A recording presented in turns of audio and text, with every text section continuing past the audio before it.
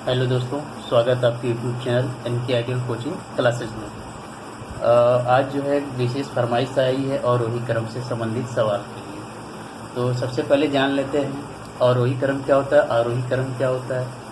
आरोही क्रम का मतलब होता है घटते हुआ क्रम और आरोही क्रम का मतलब होता है बढ़ता हुआ क्रम, जैसा कि यहाँ लिखा हुआ है।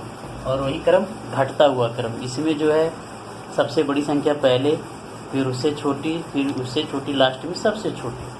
और आरोही क्रम में सबसे पहले सबसे छोटा, फिर उससे बड़ा, फिर उससे बड़ा, लास्ट में सबसे बड़ा। अब कुछ विशेष चिन्ह, यहाँ दो चिन्ह हैं। ये चिन्ह है बड़े का चिन्ह बोलते हैं और इस चिन्ह को छोटे का चिन्ह कहते हैं।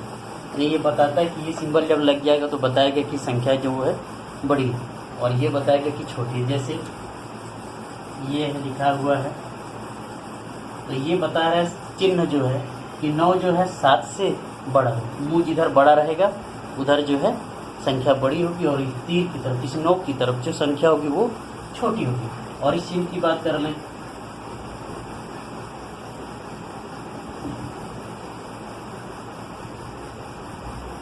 तो इसका मतलब हुआ कि 9 बड़ा है 7 से, लेकिन पढ़ा कैसे जाएगा कि 7 छोटा है 9 से, पढ़ा जाएगा 7 छोटा है 9 से। ये असली तरीका, लेकिन हम इसे बोल भी सकते हैं कि 9 बड़ा है 7 से।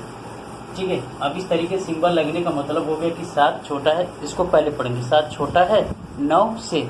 अंतर देखिए, 7 छोटा है 9 से, और इसी को भी बोल सकते हैं कि 9 बड़ा है 7 से। दोनों का मतलब एक ही है, लेकिन पढ़ने का तरीका ये कि 7 छोटा है 9 से, इसे बोलेंगे 9 बड़ा है 7 से। तो देर करते हुए ना आगे बढ़ते हैं। ये जो है उम्मीद होगा कि इतना समझ में आया होगा। आरोही क्रम का मतलब बढ़ता हुआ, आरोही का मतलब घटता हुआ। तो एक सवाल है 5/22 कॉमा -12/77 कॉमा 7/77। तो इनको जो है आरोही क्रम में लिखना है। आरोही क्रम का मतलब होता है घटता हुआ क्रम। तो इनके जो हर को हम समान पहले बनाएंगे। समान बनाने के लिए हम क्या करेंगे, इनका जो है लसप लेंगे। तो आइए लसप देखते हैं किस तरीके से निकाला जाता है। हर का जो है एक जगह अभाज्य गुणनखंड करेंगे, सबको एक जगह लिख लेंगे। 77, 22 दो ही संख्या हैं, तो इनका जो है 11 से देखिए दोस्तों कट रहा है। 11 7 77, 11 दूनी 22। ऐसी संख्या लेंगे कि ये दोनों संख्या क्या हों, कट जाएंगी। अब 7 अपने आप से कटेगा, 2 अपने आप से। हमें चाहिए लसप, 2 अपने आप से। अब इसका लसप हुआ 11 × 7 × 2, 11 7 77 × 2, 7 दूनी 14, 7 दूनी 14, 154 इसका लस हुआ। तो इनका लस आया 154। अब 22 का पहाड़ा इसमें पड़ेगी, कितनी बार में 154 कट जा रहा है, तो 7 बार में। देखिए 7 दूनी 14, 7 दूनी 14, 1 15, 7 बार में कट रहा है। अब इस 7 जो 7 बार में कटा है, 7 का गुणा इसमें करेंगे 5 में, अंश में। 7 × 5 = 35 कॉमा दे देंगे। अब 77 से कितनी बार में भाग देंगे कि कटेगा 154? 2 बार में। देखिए 7 दूनी 14, 7 दूनी 14, 1 15, 2 बार में भाग हो रहा है। तो जो 2 बार में भाग हो रहा है उसका गुणा इस 12 से करेंगे, तो 12 दूनी 24। अब यहाँ पर साइन जो है माइनस का लगाओ तो माइनस लिख लेंगे, 24 हो गया कॉमा। अब फिर 77 से भाग करेंगे तो 2 ही बार में कटेगा, और 2 का गुणा इस 7 में करेंगे। यहाँ पर माइनस हो तो चिन्ह जो है माइनस का लिख लेंगे। 7 दूनी 14 जो है 35/154 सबसे बड़ा है, तो पहले इसको लिख लेंगे। क्योंकि हमें अवरोही क्रम बताना है तो सिंबल लगा देंगे अवरोही क्रम का।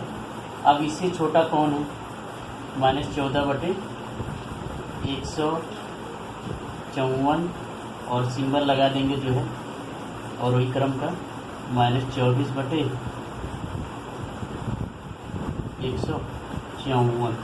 अब देखिए 35/154 का मान कितना है, 5/22। सिंबल लगा देंगे। ये 14/154 किसका है? 7/-77।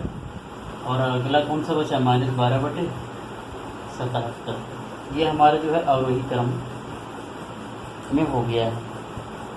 अवरोही क्रम में घटता हुआ क्रम तो सबसे बड़ा ये हुआ, फिर उससे छोटा ये, फिर सबसे छोटा ये। यहाँ से हम चेक कर लेंगे। देखिए हर सबका बराबर है। -14 जो है -24 से बड़ा है। कोई भी संख्या जो है 0 के समीप होगा माइनस में, वो जो है बड़ी संख्या मानी जाती है। -1 बड़ी है इस समय, और -2 जो है छोटा हो गया है, -1 बड़ा है। -3 छोटा है, और यहाँ पर -2, -3 और -2 में देखा जाए तो -3 छोटा है, -2 बड़ा होगा, क्योंकि ये 0 के करीब है। और -4 और -3 में देखा जाए तो -4 जो है 0 से दूर, इसलिए छोटा है, और -3 0 के करीब है तो ये बड़ा होगा। ठीक है। अब देखिए यही जो है आरोही क्रम भी बन जाएगा। हमें पता है कि सबसे बड़ी संख्या ये है, फिर उससे छोटी ये है, फिर ये है सबसे छोटी। तो आरोही क्रम में जो है सिंबल ये होता है। ठीक है। सबसे बड़ी संख्या कौन सी है? ये, यानी 5/22। फिर इससे छोटी कौन सी है? 7/77। और सबसे छोटी संख्या -12/77। ये अवरोही क्रम का सिंबल है और ये आरोही क्रम का सिंबल है। सिर्फ सिंबल का अंतर होता है, बाकी सारी क्रियाएं एक ही हैं।